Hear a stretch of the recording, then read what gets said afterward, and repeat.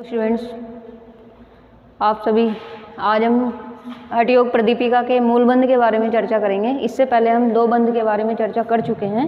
तो आज का जो हमारा टॉपिक है वो है हठयोग प्रदीपिका के अनुसार मूल बंध क्या होता है। ठीक है, तो इसकी विधि के बारे में हम जानेंगे कि सर्वप्रथम किसी भी ध्यानात्मक आसन में बैठकर दोनों हाथों को घुटनों पर रखेंगे और अपने मूलाधार पिंड, जो आपका मूलाधार पिंड है मतलब गुदा प्रदेश को एक समान रूप से संकुचित करेंगे और संकुचित करते हुए जो है धीरे धीरे पूरी श्वास को अंदर लेंगे और श्वास को अंदर लेकर कुछ समय के लिए आपको रोक कर रखनी है। उसके बाद आप अपनी गर्दन को झुकाकर ठुड्डी को कंठकूप में लगाएं। इसका मतलब ये है कि आप जो है इसमें जालंधर बंध का प्रयोग करना है, इसमें कि ठुड्डी को कंठकूप में लगाए। ठीक है, मतलब जालंधर बंध लगाते हुए गुदा प्रदेश को सिकोड़ लें, मतलब गुदा प्रदेश जो है आपका उसको ऊपर की ओर संकुचित करें। ठीक है, फिर आराम से जितनी देर रोक सकते हैं अपनी श्वास को रोककर इसी मुद्रा में आपको रहना है। ठीक, फिर बंद खोलते समय पहले गुदा प्रदेश को जो संकुचन है, गुदा प्रदेश के संकुचन को ढीला छोड़ेंगे और धीरे से जो है सिर को ऊपर उठाते हुए श्वास को बाहर निकाल देना है। यही जो है मूल बंध की विधि होती है। ठीक है, तो अब जो इसकी अवधि है, मतलब ये मूल बंध जो है हमें कितने समय के लिए करना चाहिए और कब हमें करना चाहिए। जैसे कि आप इसमें देख सकते हैं कि मूल बंध प्रातः खाली पेट व शाम भोजन के उपरांत 4 से 5 घंटे बाद करना चाहिए। मतलब आपको प्रातःकाल सुबह खाली पेट आपको मूल बंध का अभ्यास करना चाहिए और शाम को अगर आप खाना खा लेते हैं तो खाना खाने के 4 से 5 घंटे बाद आपको इस मूल बंध का अभ्यास करना है। ठीक है, सबसे पहले जो है फिर प्रारंभ में इसे 4 से 5 बार इसका अभ्यास कर सकते हैं और फिर धीरे धीरे जो है आप इसका अभ्यास बढ़ा सकते हैं।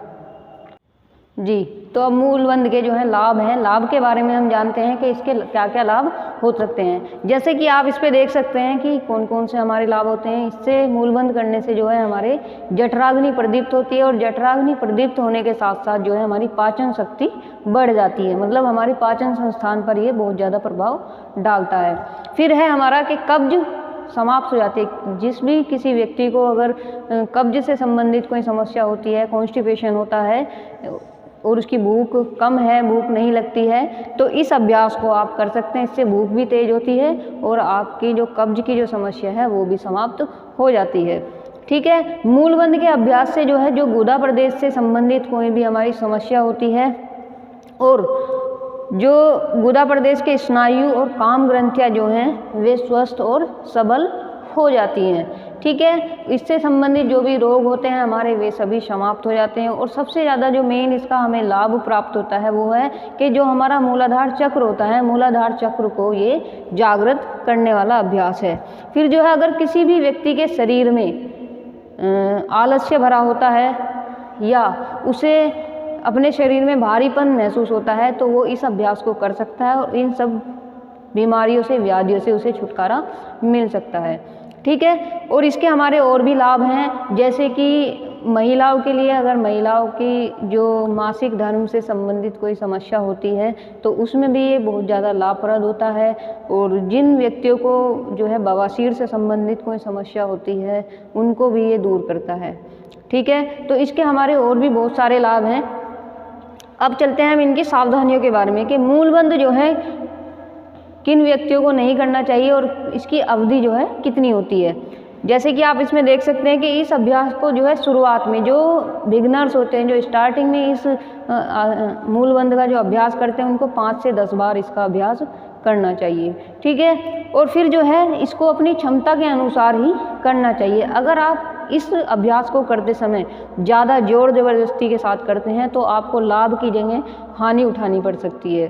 तो कोई भी अगर व्यक्ति इसका अभ्यास करता है तो उसको अपनी क्षमता के अनुसार ही करना चाहिए।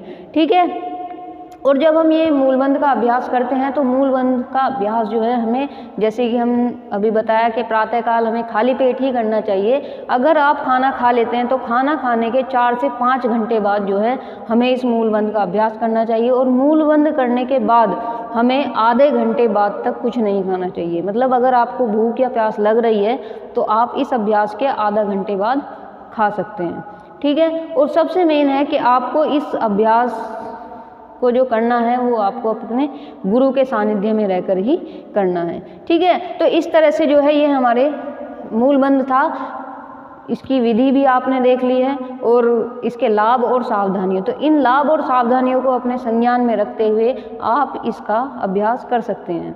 फिर है हमारा 3 बंध हमारे हो चुके हैं, जालंधर बंध, उद्यान बंध और मूलबंध। फिर है एक महाबंध। महाबंध क्या होता है कि इन तीनों बंधों को एक साथ मिलाकर जो अभ्यास किया जाता है वो महाबंध होता है, सेम महामुद्रा के जैसे, ठीक है। तो अगली चर्चा जो हम करेंगे वो महाबंध के बारे में करेंगे। आज के लिए इतना ही काफ़ी। धन्यवाद।